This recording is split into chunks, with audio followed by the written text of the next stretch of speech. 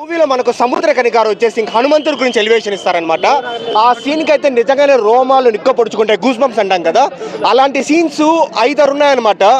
మళ్ళీ ఇంటర్వెల్ ముందు ఈ ఫైట్ సీన్ కావచ్చు, లేకపోతే అండర్ వాటర్ సీక్వెన్స్ కావచ్చు, బ్రదర్ అండ్ సిస్టర్ సెంటిమెంట్ కావచ్చు, ఇలాంటి సీన్స్ వచ్చేసి నిజంగా చాలానే ఉన్నాయి. అండ్ మనకు గ్రాఫిక్స్ సీజీ వర్క్ అంతా నేను ఇప్పటికీ నమ్మలేకపోతున్నాను. బిలో 40 crores బడ్జెట్లో ఈ విధంగా సీజీ చూపించడం కావచ్చు, ఈ విధంగా విఎఫ్ఎక్స్ అనేది నిజంగా బాగుంది. మూవీ వచ్చేసి బ్రో మనకేమి ఒక దేవుడి స్టోరీ అలా ఏం కాదనమాట. వాళ్ళ ఇంటర్వ్యూలో చెప్తున్న విధంగానే ఇది వచ్చేసి ఒక సూపర్ హీరో మూవీ. చాలా బాగా తీస్తాడు ప్రశాంత్ వర్మ వచ్చేసి.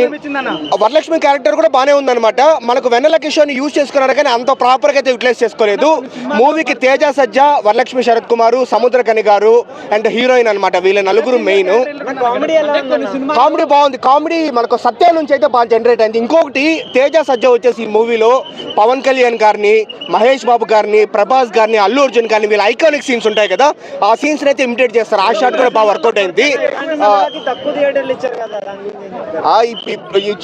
థియేటర్లు ఇచ్చినారంటే అది వేరే ఇష్యూ కావచ్చు, కానీ మనకి ఈ రోజు వచ్చేసి ఓకే, ఈ రోజు నేను చూసేసాను, రేపు గుంటూరు కారం నేను చూస్తాను, సో అది ఓకే. బట్ మూవీ గురించి అయితే నిజంగా ఒకటే చెప్తాను బ్రో, అంటే మన మైథాలజీ అనే దానికంటే మనకు వచ్చేసి మన ఇతిహాసాలు, మన హిస్టరీ, ఇప్పుడు ఈ బ్యాట్మ్యాన్లు, సూపర్ మ్యాన్లు, స్పైడర్ మ్యాన్లు ఇవంతా కాదనమాట. మన చరిత్ర గురించి, మన దేవుళ్ళ గురించి మనం తెలుసుకోవడము. సో పిల్లల్ని వచ్చేసి అందరు పిలుచుకొని వచ్చి ఇలాంటి మూవీస్ చూపిస్తే మన చరిత్ర గురించి వాళ్ళు తెలుసుకుంటారు అండ్ మనోళ్ళని ఇన్స్పిరేషన్గా తీసుకుంటారు అనమాట. చాలా బాగుంది. And Teja Sajja dialogue delivery కూడా అనమాట, లైక్ కొట్టేవాడు సినిమా హీరో అనుకుంటానవా, కాదు సూపర్ హీరో అని చెప్పే డైలాగ్స్ కావచ్చు. సూపర్ హీరో అంటే శక్తులు ఉండాల్సిన అవసరం లేదు, తన శక్తికి మించి వేరే వాళ్ళకి సహాయం చేస్తే చాలా ఆయన సూపర్ హీరో అని ఇలాంటి డైలాగ్స్ అయితే చెప్పడం జరిగింది. హిందీలో ఇప్పుడు చూడండి, కార్తికేయ 2 కంటే బెటర్గా ఉందని నేను చెప్తాను అనమాట మూవీ వచ్చేసి. సో కాబట్టి కార్తికేయ 2కి అంత రిసెప్షన్ వచ్చింది అండ్ ఈ మూవీకి ఇంకా దానికంటే మంచి రిసెప్షన్ వస్తుంది. దానితో 22nd ఇవన్నీ ఉన్నాయి కదా, అయోధ్య రామ మందిరం కావచ్చు. సో డెఫినెట్లీ నార్త్లో అయితే చాలా అప్రిషియేట్ చేస్తారు. అండ్ ఒకటే బ్రో, గుంటూరు కారం మూవీకి అయితే నిజంగా గట్టి పోటీ ఇచ్చేలాగే ఉంది, ఎందుకంటే హనుమాన్లో కంటెంట్ ఉంది అండ్ గుంటూరు కారం కూడా ఇంకొక ఫ్యూ అవర్స్లో మనకు తెలిసిపోతుంది.